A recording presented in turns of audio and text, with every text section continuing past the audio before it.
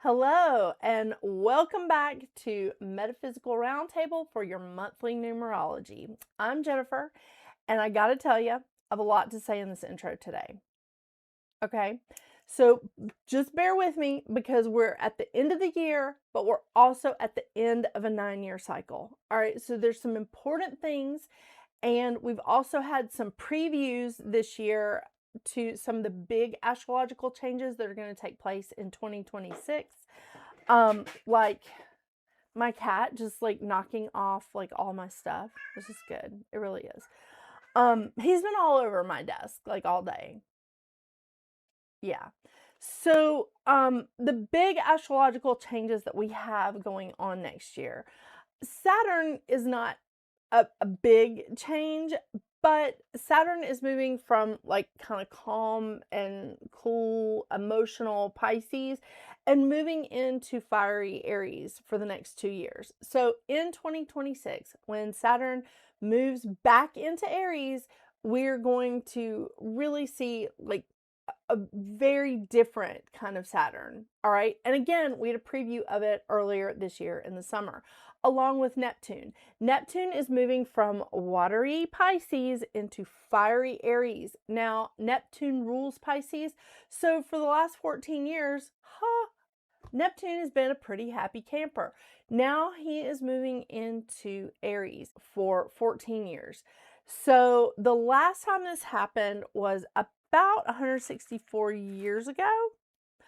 So bear that in mind, okay? So Neptune and Aries, I mean, it can be kind of volatile. So this is going to be interesting, all right, to say the least. Then we have Uranus. Uranus moving into Gemini. We had, again, a preview of that earlier this year. So Uranus is going to be in Gemini for the next 7 years, beginning in 2026. So 2026 is a 1 year, the beginning of a new 9-year cycle, and we have all of these big transitions. So again, we've had a nice like year of Pluto being in Aquarius. We've had a preview of what it's going to be like to have Uranus in Gemini, Neptune in Aries, and Saturn in Aries. There are these bigger changes that are coming that are going to be very interesting in how things are going to play out for the next 9 years. And really for the next, Pluto doesn't leave Aquarius until 2044.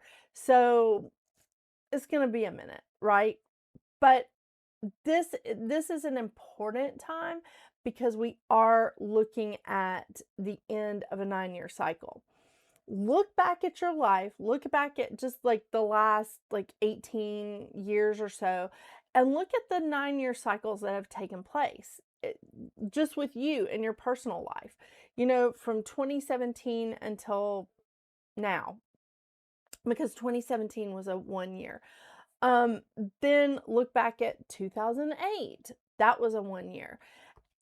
Take a look at these things and see how things have played out for you during that 9-year cycle.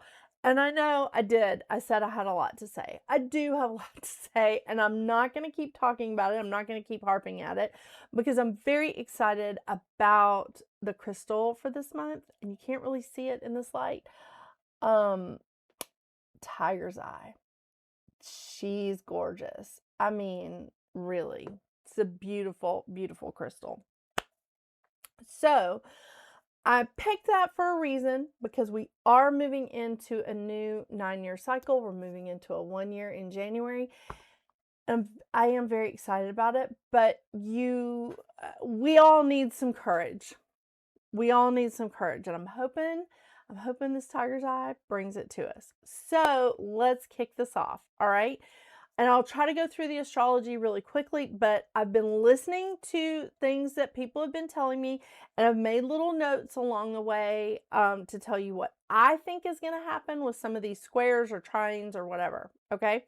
So on the 4th of December, we are starting off the month with full moon in Gemini that hits its peak at 6:14 p.m. Eastern Standard Time. On the 6th and the 7th, we have an important and our last water trine of the year, and maybe our last water trine, especially with these planets for a minute, with Mercury in Scorpio, Jupiter in Cancer, and Saturn in Pisces. Again, Saturn is leaving Pisces, and he's not going to be back for 29 to 30 years. So yeah, we're not going to have this water trine for a while. So again, we have Mercury in Scorpio, Jupiter in Cancer, and Saturn in Pisces. So this is inspiring. There's a lot of inspirational communication. I really love this. I'm really excited about it. And we had this trine also last month in November. On the 8th, we have Mars square Saturn, and this is going to be frustrating. So Mars is obviously the ruler of Aries, and Saturn rules Capricorn. These are two very stubborn signs. I can say that I'm Capricorn ascendant, but I mean, one of my dads is a Capricorn. Come on. Like, this is stubborn. So this can be a very frustrating little square here. So for a couple of days, we can have some frustration. Then on the 10th, we have Neptune going direct in Pisces.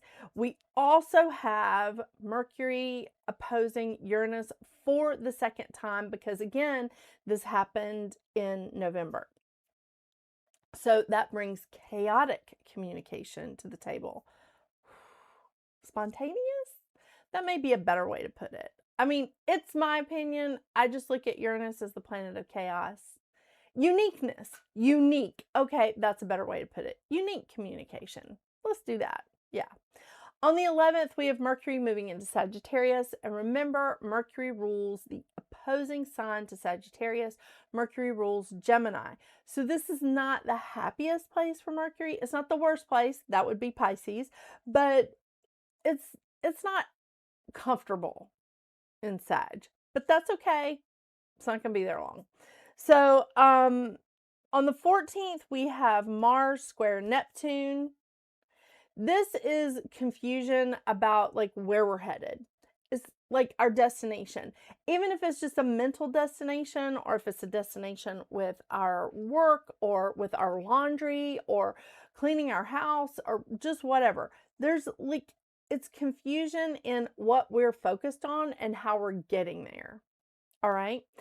On the 15th, we have Mars moving into Capricorn, and thank goodness. Oh my gosh, Mars loves being in Capricorn. Oh yeah, so this is so great because Mars in Sagittarius, it's not a bad place. It's not a bad place for Mars, but it's a little flightier than Mars like appreciates. So it's like a little too spontaneous with the frustration, with the anger. Maybe. Yeah, it's a good way to put it. Maybe it's not a good way to put it. I don't know. On the 19th, yes, I was like, I lost my place. On the 19th, we have a new moon in Sagittarius.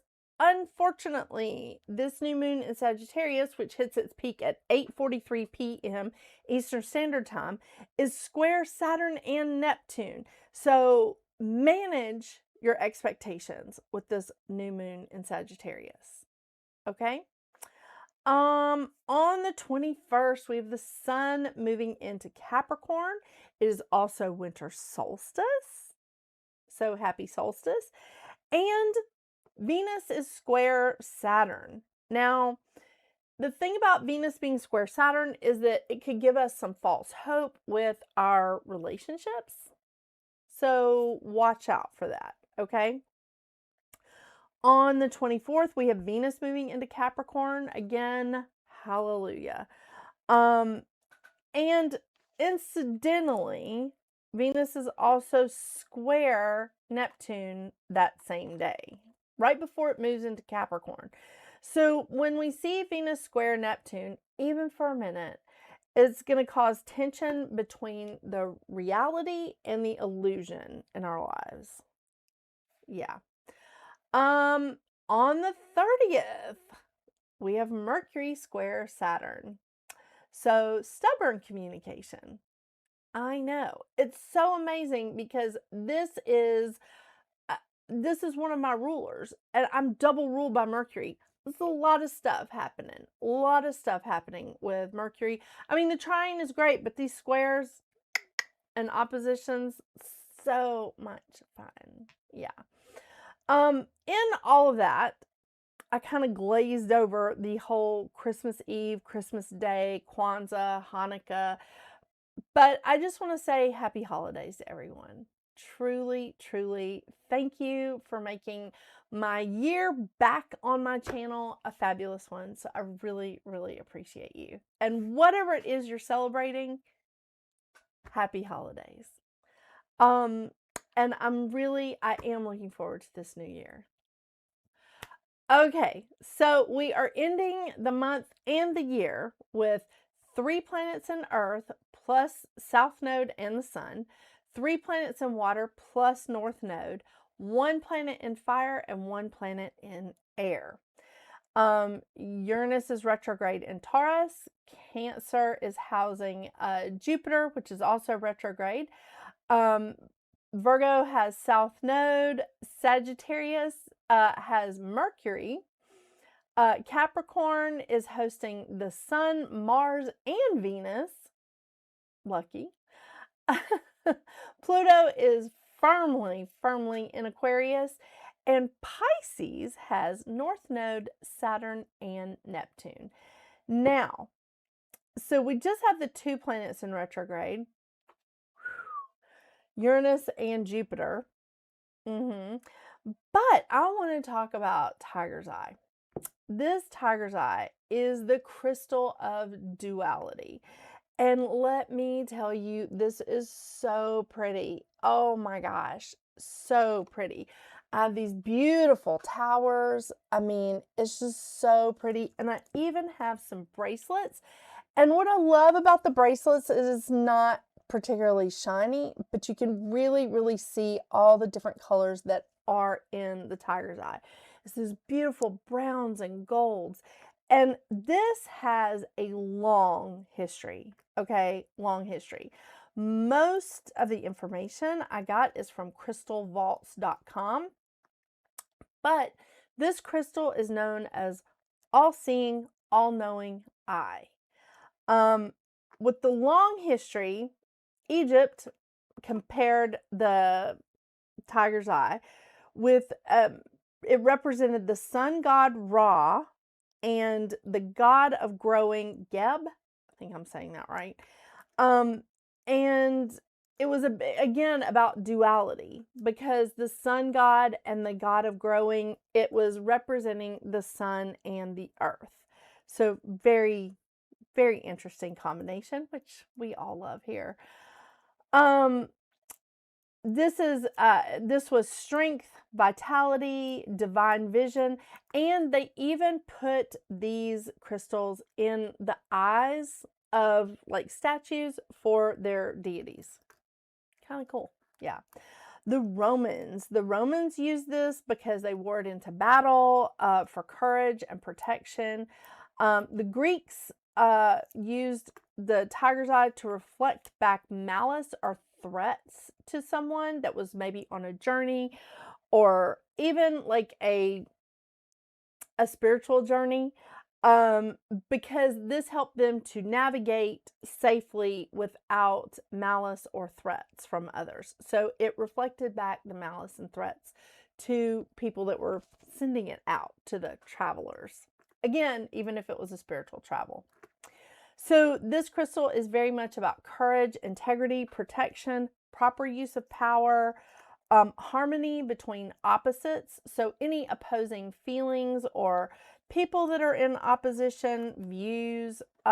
This is a wonderful, I think this would be a wonderful crystal for us all to have right now. This is a great crystal for willpower, determination, grounding, clarity, focus, and of course, good luck, prosperity, good fortune, and protecting all of your stuff. So protecting anything that like you own. Because again, this was historically speaking used to protect like your possessions. I almost forgot just two quick things, real fast. My necklace is also a tiger's eye, and it is so pretty. It's I just want you guys to see that. It's in a dragon claw and it's a tiger's eye. And I may be giving this away at the end of the year.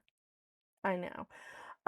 Because I'm putting together a little package for a end of the year gift, shall we say? Maybe even a New Year's gift.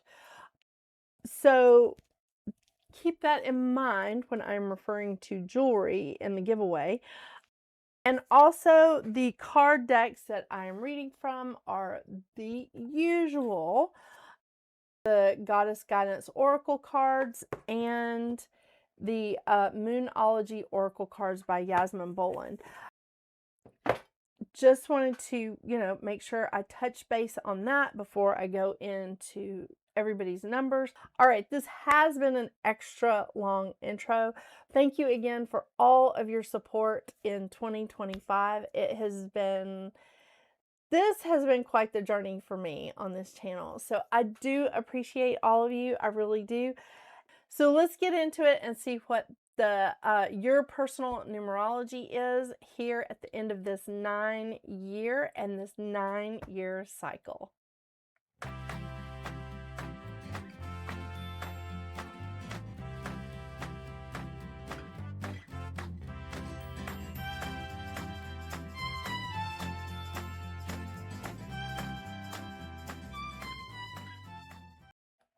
Hello, Life Path 3. Well, December for you is a 6 month. And I got to tell you, that 6 vibration, I keep calling it the emotional support animal. The 6 vibration is very nurturing. It is. It's very family oriented. Has a lot of community values. I mean, it likes to maintain harmony. Okay. It's very much in alignment with you. It is. The 6 vibration, again, very nurturing, but also very artistic. This is a teaching, counseling, friend vibration, okay? This is someone, and the vibration is going to give you that interest in being compassionate and generous with people around you, because this vibration definitely is wanting everyone to have mutual love and respect for each other, for just all of mankind, but really for, each other, for nature, for animals, for spirit, mutual love and respect. This is an important part. It is. This is a vibration that values marriage and partnerships of any kind. So really friendships, family, just like strong relationships. The mantra of the 6 is, I am compassionate and generous, inspiring mutual love, respect, and truth. And speaking your truth during this month is again, it's a huge part of that 6 vibration, which is right up your alley, Life Path 3, since that's something that it's already innately part of you, is speaking your truth. And Mercury is direct all of December. That's got to be good. It's got to be a good sign, right? The lesson of the 6 is to be patient and accepting, and to speak the truth without judgment or a desire for a specific outcome. And when I say without judgment, it means without judging others or yourself. And that's something, again, I know that the Life Path 3 has to work with, is not judging of the self or others. Like I said, this is really going to tie in with you. This vibration isn't too far off of who you really are. So the shadow sides of the 6 is learning to be alone without feeling lonely. Um, Not focusing too much on other people's issues, because you don't need to take responsibility for other people.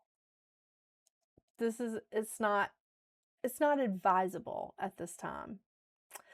Um and being too generous with the people that they care about. So that is definitely something that the 6 vibration, and I do feel like that is a shadow side, because if you're being too generous with someone that you care about, then it can be, we could start stepping into the codependent thing, or the getting taken advantage of. Yeah. So just remember, be generous to yourself and others this month, but within reason. It's a good time to be nurturing, but don't get taken advantage of. I know it's easier said than done, especially when we're in the vibration of a 6. And believe me, when I, as a 4, am in a vibration of a 6, like I have been for all of November, it's not easy. It's not easy. All right. Let's see what we got for you for advice cards. I really do think this is going to be a better month for you, Life Path 3, because your energy is not going to be as scattered, having Saturn direct, and I think this is gonna be a lot easier for you. Mercury's going to be direct, Saturn's going to be direct. It's good times.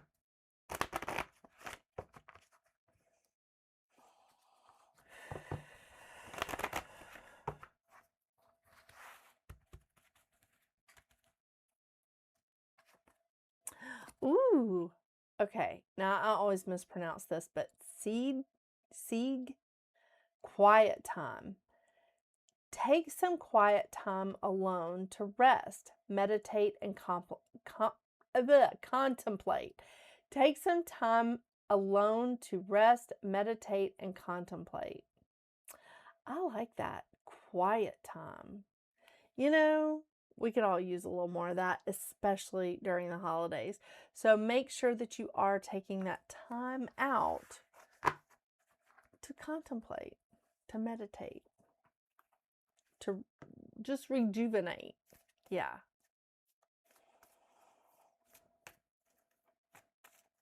Like I said, be careful, because the vibration of the 6 can be taken advantage of. I know.